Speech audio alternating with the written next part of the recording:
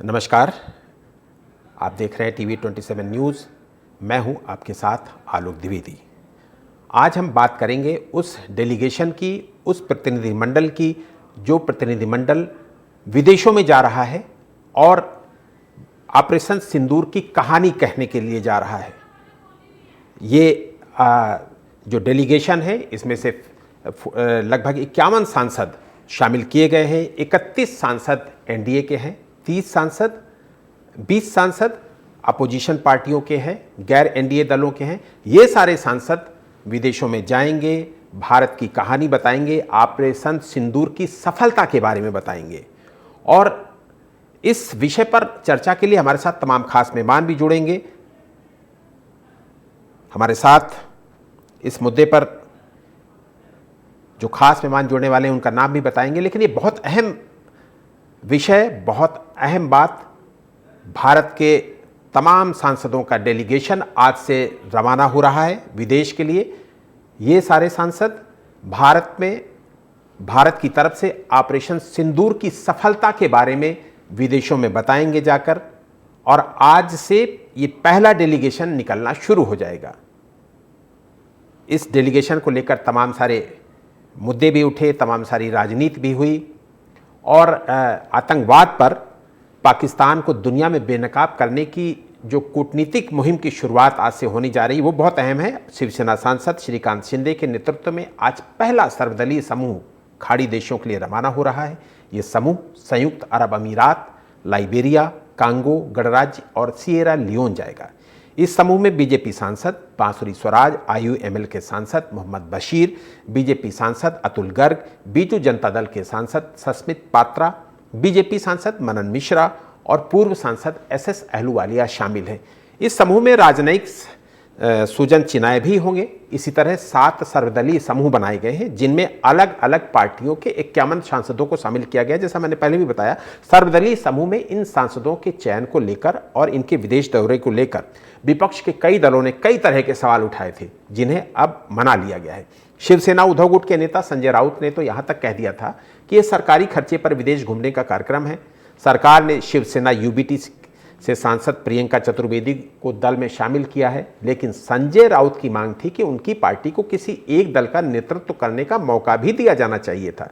इसी तरह तृणमूल कांग्रेस की नेता ममता बनर्जी भी नाराज थीं। सरकार ने टीएमसी सांसद और पूर्व क्रिकेट खिलाड़ी यूसुफ पठान को दल में शामिल किया था, लेकिन ममता बनर्जी का कहना था कि उनसे पूछे बिना उनकी पार्टी के सांसद का चयन केंद्र सरकार कैसे कर सकती है। ममता बनर्जी ने साफ कह दिया था कि टीएमसी केंद्र सरकार के इस कार्यक्रम से खुद को दूर रखना चाहती है। उनके कहने पर यूसुफ पठान ने भी इस दौरे में शामिल होने से इनकार कर दिया। फिर जब केंद्रीय मंत्री किरण रिजिजू ने ममता बनर्जी को शांत करने के लिए उनसे बात की तो वो मान गई, लेकिन अब यूसुफ पठान के स्थान पर उन्होंने अपने भतीजे और सांसद अभिषेक बनर्जी को दल में शामिल करा दिया है। इसी तरह किरण रिजिजू ने जब उद्धव ठाकरे से बात की तो उनके भी सारे गिले शिकवे दूर हो गए। इधर कांग्रेस पार्टी ने सर्वदलीय समूह के विरोध का मुद्दा बदल दिया है। अब राहुल गांधी और मल्लिकार्जुन खड़गे सेना पर सवाल उठा रहे हैं। पहले राहुल गांधी ने विदेश मंत्री के एक बयान को निशाने पर लेकर सरकार से पूछा कि उनकी लापरवाही के कारण कितने आतंकवादियों को भागने का मौका मिल गया और भारत के कितने प्लेन पाकिस्तान ने मार गिराए। अब खड़गे जी कह रहे हैं कि भारत और पाकिस्तान छिटपुट युद्ध कर रहे थे। उन्होंने पीएम मोदी के कश्मीर दौरा रद्द होने पर भी सवाल उठाया। खड़गे ने कहा कि खुफिया सूचना के आधार पर पीएम मोदी ने अपना कश्मीर दौरा तो रद्द कर दिया, लेकिन पर्यटकों की सुरक्षा के लिए कोई उपाय नहीं किए। उनके मुताबिक इस वजह से पहलगाम हमला हुआ। अब ऐसे में सवाल यह है कि क्या देश के संवेदनशील मुद्दों पर राजनीतिक दलों का रवैया ठीक कहा जा सकता है? क्या सर्वदलीय समूह को लेकर ममता बनर्जी और संजय राउत की नाराजगी ठीक थी? क्या यूसुफ पठान की जगह अभिषेक बनर्जी को भेजना टीएमसी का परिवारवाद नहीं है? क्या राहुल गांधी के रवैये से देश के युवा देश विरोधी गतिविधि के लिए प्रेरित नहीं होंगे? क्या खड़गे साबित कर सकते हैं कि खुफिया रिपोर्ट पर पीएम का कश्मीर दौरा रद्द हुआ था? ये तमाम अहम सवाल जिनका जवाब अपनी इस चर्चा में तलाशने की कोशिश करेंगे। हमारे साथ तमाम खास मेहमान भी जुड़ने वाले हैं। हमारे साथ टीएमसी प्रवक्ता संजय चक्रवर्ती, वो हमारे साथ जुड़ गए हैं। संजय जी, आपका बहुत स्वागत करूंगा इस चर्चा में शामिल होने के लिए।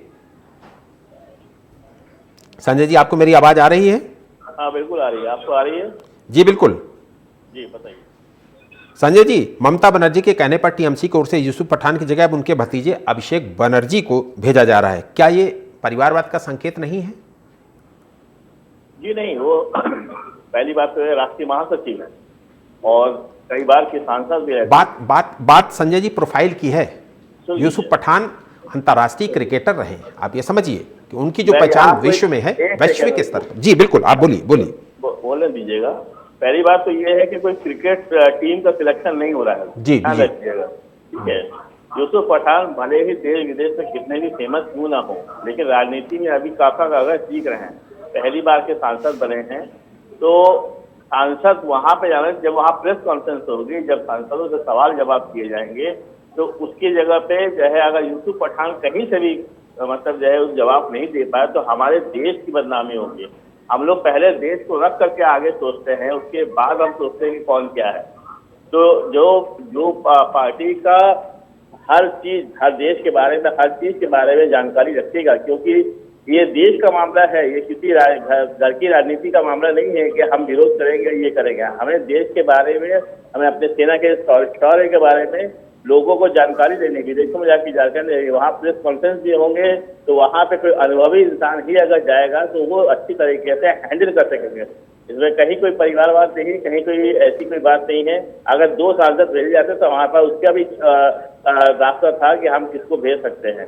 तो लेकिन क्योंकि एक सांसद मांगा है, तो एक सांसद के रूप में हमें लगता है कि अभिषेक बनर्जी से बेहतर कोई नहीं हो सकता, क्योंकि वो देश की बात को जो है बड़े अच्छी तरीके से रखेंगे और किस तरीके से सेना ने हमारा पराक्रम दौर पराक्रम दिखाया और पाकिस्तान के ऊपर बहुत कम समय के अंदर ही उन्होंने जो है जिस तरीके से पाकिस्तान को धूल चटाने की कोशिश की, ये एक सराहनीय कार्य है और उसके बारे में सही से जानकारी वो देंगे।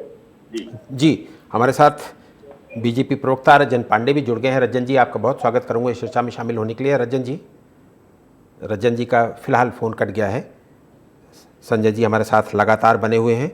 संजय जी, एक चीज़ तो ये समझनी होगी ना, आप बिल्कुल सही कह रहे हैं कि कोई क्रिकेट का दल नहीं जा रहा है, लेकिन वैश्विक पहचान की बात यहाँ पर एक दो चीज़ें यूसुफ पठान के साथ, एक तो वो अल्पसंख्यक समुदाय से जुड़े हुए हैं, दूसरा वैश्विक पहचान है उस व्यक्ति की, उस सांसद की। तो मुझे लगता है कि अभिषेक बनर्जी से ज़्यादा माइलेज आपकी पार्टी को मिलता है यदि वो यूसुफ पठान को आप इस सांसदों के डेलीगेशन में भेजते तो। संजय जी, आपको मेरी आवाज आ रही है? फिर इसका मतलब कांग्रेस की आवाज नहीं आ रही। जनता पार्टी को कंगना रनावत को भी भेजना चाहिए था, वो भी फेमस एक्ट्रेस है, उनको भी जो है बहुत सारी जो है पिक्चर में काम किया हुआ है, पद्मश्री मिला हुआ है, तो कंगना रनावत को भेज देते, इससे बेहतर होता। ये जरूरी नहीं है कि कौन फेमस किस फील्ड पे है, ये जरूरी है कि राजनीतिक समझ किसको कितनी ज्यादा है। क्योंकि विदेशों में पत्रकार जो है हमारे देश के जैसे पत्रकार नहीं होते हैं कि हम जो उसके खाया या वो सीधा सवाल करेंगे देश के सैनिकों के ऊपर, वो युद्ध क्यों हुआ, किस लिए हुआ। संजय भाई ठीक है। संजय भाई, अब कुतर करने के लिए तो कुछ भी कह लीजिए। कंगना रनावत और यूसुफ पठान की भी प्रोफाइल में बहुत अंतर है। यूसुफ पठान को दुनिया में लोग जानते हैं, कंगना रनावत को देश में लोग जानते हैं। ठीक है। हमारे साथ रज्जन पांडे जी भी जुड़ गए हैं, बीजेपी प्रवक्ता है। रज्जन पांडे जी, केंद्र सरकार ने आखिरकार सभी नाराज विपक्षी दलों के नेताओं से बातचीत कर ली, जो पहले ही कर लेनी चाहिए थी। अभी हम बता भी रहे थे कि उद्धव ठाकरे जी से भी बातचीत हो गई, केंद्र सरकार के मंत्री किरण रिजिजू से, और ममता जी से भी उनकी बातचीत हो गई, जो पहले ही हो जानी चाहिए थी। इस संवेदनशील मुद्दे पर मुझे लगता है कि आपकी तरफ से भी ये कह दिया जाना चाहिए था विपक्षी दलों के नेताओं को कि आप ही दे दो भाई नाम, लेकिन उनकी प्रोफाइल पर आप थोड़ा सा चर्चा कर लेते। इस विषय को इतना बड़ा बनाने में कहीं ना कहीं बीजेपी और केंद्र सरकार का भी रोल मैं मानूंगा। देखिए, ऐसा है, जो विपक्षी दल है ना हमारे देश में, उनकी एक भूमिका है। उनकी भूमिका ये है कि उनको सरकार का विरोध करना है, मुद्दा चाहे जो भी हो, चाहे वो देश हित का मुद्दा हो, चाहे सामरिक मुद्दा हो, चाहे आर्थिक मुद्दा, किसी भी मुद्दे पर देश में सरकार अगर कोई अच्छा काम करना चाहती है तो विपक्षी दलों को उसका विरोध करना है, उसके खिलाफ एजेंडा फैलाना है। उसके नीचे कोई बेस हो या ना हो, दैट इज डिफरेंट मैटर। अब इस मुद्दे पर भी आप मुझे बताइए, इजराइल का मामला आपने देखा, रूस का मामला आपने देखा, उनके युद्ध में पूरा देश, पूरा विपक्ष, सारी पार्टियां उनके साथ हैं। अपने तरफ से इनिशिएटिव लोग लेते हैं दूसरे विपक्षी दल कि भाई हम देश के साथ में है ऐसे इमरजेंसी के मौके पर। हमारे देश में ये स्थिति है कि विपक्षी दल हमेशा फूफा की भूमिका में रहते हैं। जब आप जान रहे हैं कि देश में इस तरीके की एक आपातकाल की स्थिति चल रही है, जिसमें आपातकाल नहीं कहूंगा, मतलब कि एक सूक्ष्म युद्ध की स्थिति चल रही है, स्ट्राइक्स हो रही है, तनाव चल रहा है दो देशों के बीच में, तो इसमें इस बात के लिए वेट करना कि हमसे कहा जाएगा, हमें न्योता दिया जाएगा, मुझे लगता है ये बहुत बचकाना हरकतें हैं। ये मैच्योर पॉलिटिक्स का द्योतक नहीं है। पहले तो मुझे लगता है कि दूसरी पार्टी को अपनी तरफ से ही कहना चाहिए कि भाई हमारी पार्टी में सबसे सक्षम व्यक्ति ये है, उसको भेज दिया जाए। अब हम उसमें किसको कहेंगे किसको नहीं कहेंगे, आपको खुद ही विवेक होना चाहिए कि हमारी पार्टी में कौन सबसे अच्छा व्यक्ति, किस डेलीगेशन में जाने के लिए कौन परफेक्ट आदमी है, उसको भेज दिया जाए। उसमें चर्चा, अगर कोई आपत्ति केंद्र सरकार की तरफ से आती, हमारी भारत सरकार की तरफ से आती कि नहीं इनको ले जाएंगे, तो एक अलग बात थी। चर्चा का विषय तो मैं समझता हूँ वो एक बचकाना कहना है, बचकाना बात है कि हम चर्चा कर लेते हैं। आप स्वयं अपनी पार्टी की तरफ से किसी भी अच्छे व्यक्ति को, जो भी आपको ठीक लगता है कि आपकी पार्टी का पक्ष रख सकता है, और आपकी पार्टी की तरफ से वो देश हित में जो बात, जो देश हित में व्यूज रखने होंगे दूसरे देशों में जा करके डेलीगेशन में शामिल होकर के जो कर सकते थे, उसके लिए जो सबसे सक्षम, सबसे काबिल, सबसे पढ़ा लिखा व्यक्ति, समझदार व्यक्ति हो, जिसको सामरिक मुद्दों की समझ हो, जियो पॉलिटिक्स की जिसको समझ हो और जिसको स्ट्रेटेजिकली थोड़ा सा नॉलेज हो, उस व्यक्ति को आप खुद से इनिशिएट करके आगे बढ़ा सकते थे। ठीक है, लेकिन सिलेक्शन तो संसदीय कार्य मंत्रालय की तरफ से हुआ ना, कहाँ नाम मांगे गए विपक्षी दलों से, ये तो नाराजगी थी जो बाद में हालांकि किरण रिजिजू ने सबसे बात भी कर ली है। अब सारी चीजें ठीक है। हमारे साथ कांग्रेस प्रवक्ता राहुल राज सिन्हा और यूबीटी शिवसेना प्रवक्ता संजय द्विवेदी जी भी जुड़ गए हैं। आप दोनों मेहमानों का बहुत स्वागत करूंगा। राहुल राज जी, आपकी तरफ से, कांग्रेस की तरफ से एक कार्टून चित्र बनाया गया जिसमें पीएम मोदी और विदेश मंत्री एस जयशंकर हैं। उस चित्र को लेकर पाकिस्तान में देश का मखौल उड़ाया जा रहा है। क्या आप लोगों को लगता है कि देश का प्रधानमंत्री इस मकसद से वहां के लोगों को इन्फॉर्म करेगा, देश का विदेश मंत्री इस मकसद से वहां पर इन्फॉर्म करेगा कि आप सतर्क हो जाओ, हम आपके यहां अटैक कर रहे हैं? आप लोग कैसी बातें करते हैं? आलोक जी सबसे पहले आपको नमस्कार, आपके तमाम दर्शकों को मेरा नमस्कार। देखिए, कांग्रेस पार्टी कभी भी इस तरीके का कोई काम नहीं करता जिससे कभी भी किसी को तकलीफ हो। कार्टून जो जारी किया गया, कार्टून के आधार पे आप सब कुछ हल निकाल देंगे क्या? कार्टून निकालने का हक सिर्फ भारतीय जनता पार्टी के लोगों को है क्या? भारतीय जनता पार्टी के लोग जब विपक्ष में बैठे थे तो मैडम गांधी से लेकर राजीव गांधी, मनमोहन सिंह जी का किस तरीके का पोस्टर लॉन्च करते थे, आप भूल गए? और आज अगर एक पोस्टर लॉन्च कर दिया गया, इससे रंजन पांडे जी को दिक्कत हो गया। रंजन पांडे जी हमारे साथ पता नहीं कितने डिबेट कर चुके हैं और मैंने इनको हमेशा बोला है कि थोड़ा तार्किक बहस होना चाहिए। यहां बात मुद्दे किसकी है? यहां बात है भारत की सिक्योरिटी की, यहां बात है भारत की इज्जत की, यहां बात है भारत की डिसेंसी की। लेकिन ये बात क्या करेंगे? हिंदू मुसलमान, भारत पाकिस्तान, यही करते रह जाएंगे। इनको करना ही नहीं आता, ये सोचते ही नहीं है। क्या आपने विपक्ष के लोगों से नाम मांगा? आपने खुद डिसाइड कर दिया, आपने पूछा? सब कुछ जब आप कर ही लेंगे तो विपक्ष का काम क्या है? क्या विपक्ष सिर्फ विरोध करता, ऐसा है क्या?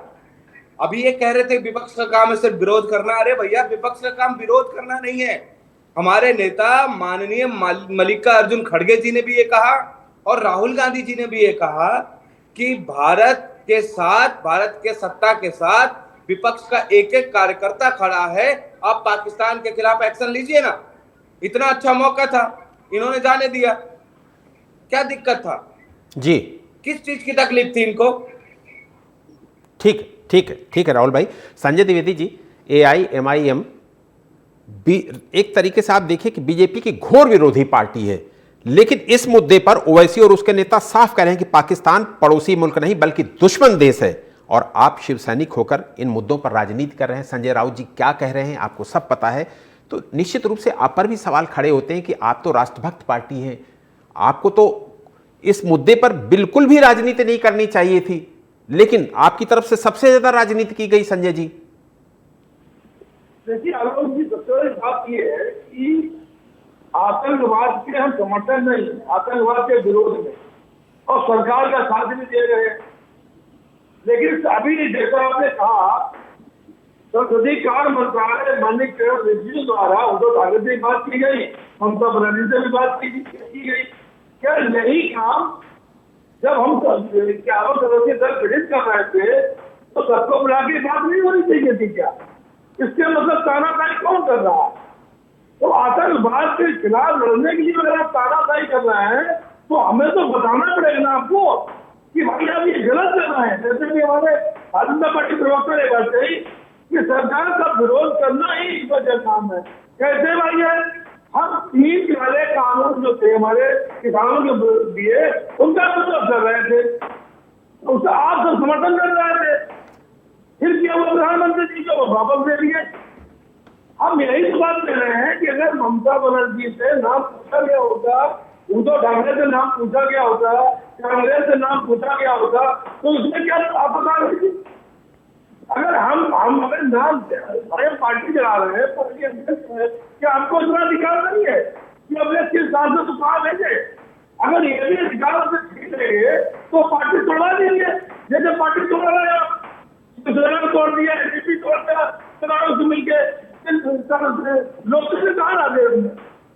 आपको युद्ध लड़ना है, नहीं लड़ना है, भेजने नहीं भेजने, ये निर्णय लेते नहीं है। किससे क्या बात करनी नहीं करनी और अपने क्या उदाहरण दे दीजिए। भाई आपको कोई रोक रख गया, आप इमरजेंसी एक सांसद में ले जाइए, लेकिन अगर ले जाना है तो उसका मानसिक तरीका है। हम एक मीटिंग बुलाते हैं, उस मीटिंग सब लोग बैठते हैं, विचार विमर्श करते हैं कि भाई आतंकवाद का विरोध हम कहते हैं अच्छे तरीके से करें। क्या क्या राहुल गांधी सलाह नहीं देते? क्या माननीय खड़गे जी सलाह नहीं देते? क्या माननीय उद्धव ठाकरे जी सलाह नहीं देते? क्या माननीय अखिलेश यादव सलाह नहीं देते? क्या कौन ऐसा देश में है कि तो अभी हमने ओवैसी जी का नाम दिया, तो जो ओवैसी जी कह रहे हैं पूरा देश को जनता कह रही है कि पाकिस्तान को सरो ठिकाना है, आवाज से नहीं। माननीय जी ठीक है, माननीय मुख्यमंत्री थे मोदी जी सब उसको क्या कहते थे? जब अटैक हुआ था हमारे मुंबई में तो उनकी क्या भाषा थी? ठीक क्या है? तो मैं यही ठीक है संजय भाई, अगर ठीक। 2014 के बाद से कभी विपक्ष को साथ में लिया ही नहीं गया, सबसे बड़ा दुख का विषय ही है। ठीक संजय द्विवेदी, ठीक आपके पास होगा। संजय चक्रवर्ती जी, ममता जी पहले इस डेलीगेशन का बड़ा विरोध करती रहीं, फिर केंद्र सरकार के एक मंत्री की तरफ से उन पर फोन पहुंचता है, उसके बाद वो तैयार भी हो जाती हैं। लगता नहीं कि राष्ट्रीय राजनीति के मुद्दे पर बहुत गंभीर नहीं है टीएमसी? पहली चीज जो अभी भारतीय जनता पार्टी के प्रवक्ता बोल रहे थे, इनका काम है हर चीज में विरोध करना।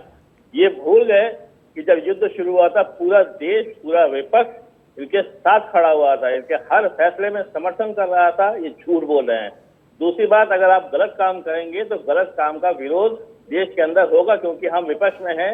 विपक्ष का काम है सरकार को आईना दिखाना, ये काम हम करते रहेंगे, हमेशा करते रहेंगे। लेकिन जब देश की इज्जत और सम्मान की बात आती है तो उसके लिए हम सरकार के साथ खड़े हैं। लेकिन सरकार ने सबसे पहले मांगा क्या?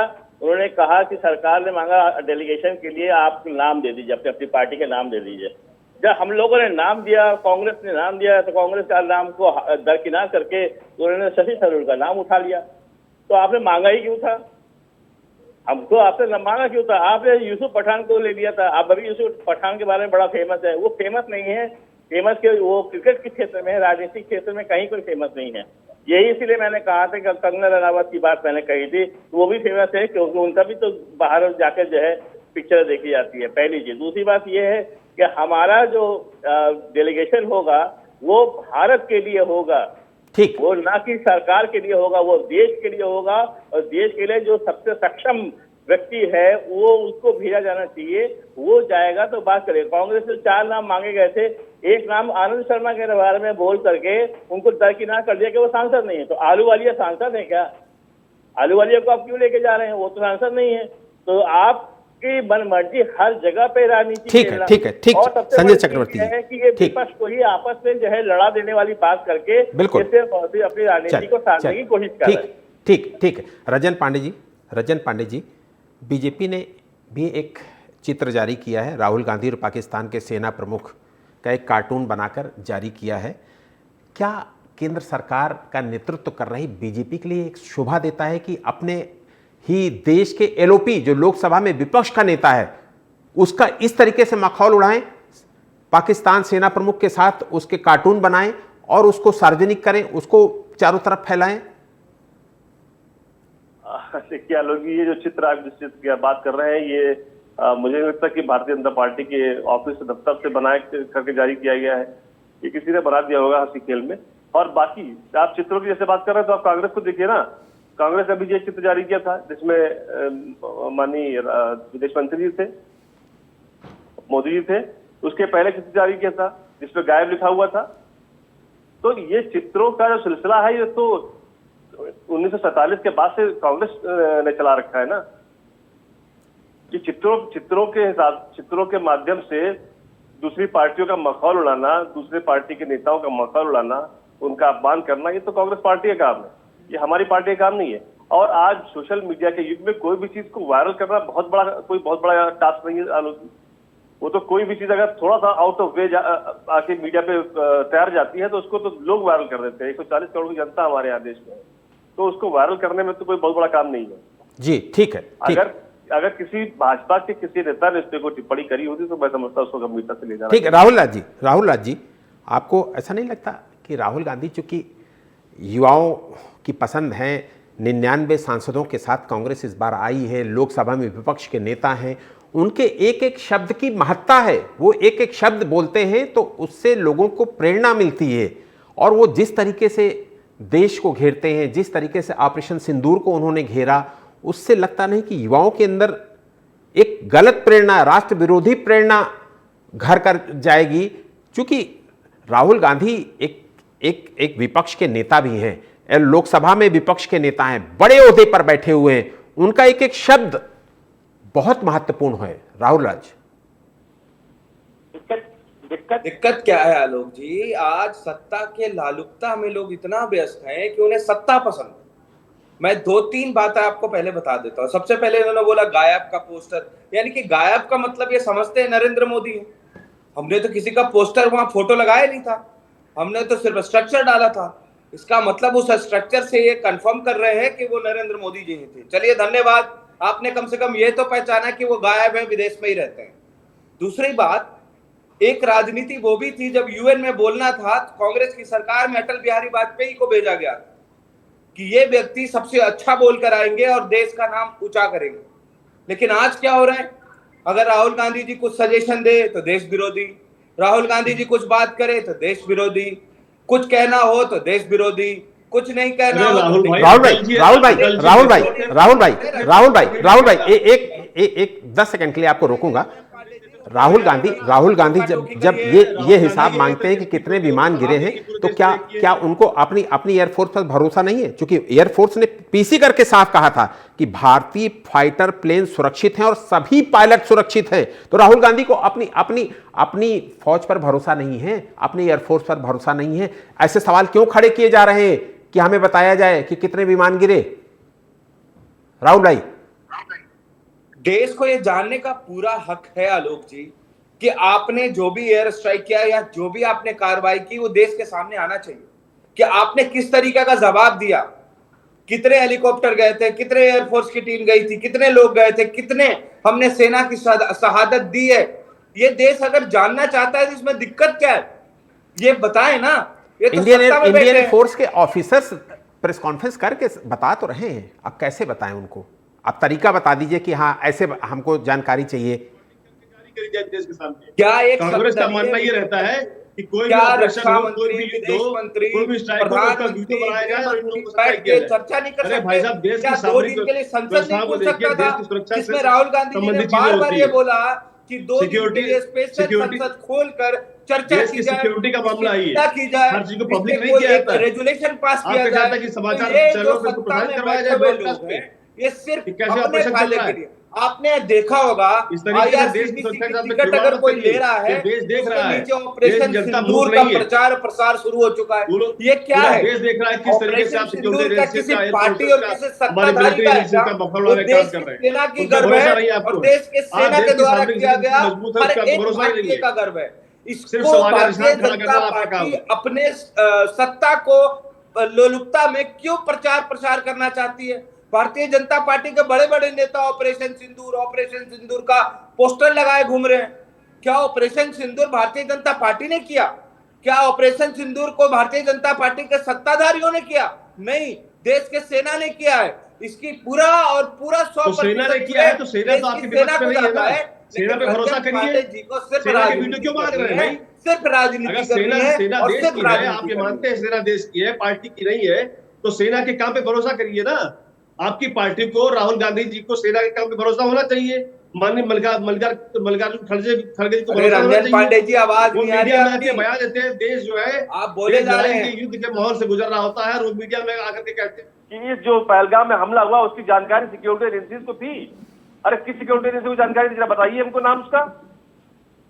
इस तरीके से आप सिक्योरिटी एजेंसीज के ऊपर आरोप लगा ठीक है, ठीक। संजय द्विवेदी जी, संजय द्विवेदी जी, शिवसेना जो देशभक्ति, अभी फिर मैं एक बार फिर वही आपसे बात करना चाहता हूं कि जो शिवसेना देशभक्ति और हिंदुत्व के लिए जानी जाती है, उसके नेता अगर देश से जुड़े मुद्दों पर सवाल खड़े करेंगे तो पार्टी पर भी सवाल खड़े होना लाजमी है। संजय भाई आलोक जी बहुत स्पष्ट बता दें आपसे, शिवसेना जाती है सत्य वचन बोलने के लिए, सत्य बात बोलने के लिए शिवसेना जाती है। माला तमानी हिंदू सम्राट माला साहब ठाकरे हो, चाहे आपके उद्धव ठाकरे जी हो। मुझे एक प्रसंग याद है कि जब पंजाब की सरकार थी उत्तर प्रदेश में, हम लोग यहाँ से मंत्री लेके गए थे, लेकिन 2 घंटे मीटिंग के बाद ही मंत्री को शामिल नहीं किया कि गद्दारी ना करते, वो गद्दारी ना करते, इसलिए उस मंत्री को शामिल नहीं किया गया। उससे कहा गया कि 3 महीने पहले सैनिक बनिए तो हमारे साथ आइए, तो हम उस पार्टी का सैनिक है। जो बात आप कह रहे हैं, क्या सवाल पूछने का अधिकार नहीं है? अगर ऑपरेशन सिंदूर में जिन कार्यक्रम साथ दिया, जिन्होंने साथ दिया, हमारा जो सैनिकों ने साथ दिया, उनका क्या सम्मान नहीं बढ़ाना चाहिए? उनका सम्मान नहीं करना चाहिए क्या? इसमें क्या गलत बात पूछी जा रही है? भाई उसका सम्मान करिए, उनका वादन करिए। मोदी जी का सम्मान कर रहे हैं तो मोदी लड़ने गए थे क्या? अमित शाह जी लड़ने गए थे क्या युद्ध? क्या युद्ध लड़ने गए थे? अरे जिन सैनिकों ने युद्ध का जैसे क्या हुआ था, अभी आपकी आपदा आ रही थी, कोरोना आया था, तो कोरोना मोदी जी हो रहे थे। ठीक है संजय द्विवेदी जी, वक्त हमें इतने की इजाजत देता है। आपका शुक्रिया करूंगा संजय द्विवेदी जी। संजय चक्रवर्ती जी, आपका भी बहुत बहुत शुक्रिया। राहुल लाल सिन्हा, आपका भी बहुत बहुत शुक्रिया। और रजन पांडे जी, आपका भी बहुत बहुत शुक्रिया। भारत की ओर से दुनिया के देशों में भेजे जा रहे सर्वदलीय समूहों पर सवाल उठाना ठीक नहीं है, क्योंकि ऑपरेशन सिंदूर अभी थमा नहीं है। सब जानते हैं कि पाकिस्तान नापाक हरकत करने से बाज नहीं आने वाला है, और अगर ऐसा हुआ तो भारत की ओर से और भी ज्यादा तेज प्रहार होगा। ऐसे में दुनिया के देश भारत के साथ खड़े हो सकते हैं। मुद्दे की बात में आज इतना ही। देश और दुनिया की तमाम खबरों के लिए देखते रहिए TV 27 न्यूज़। नमस्कार।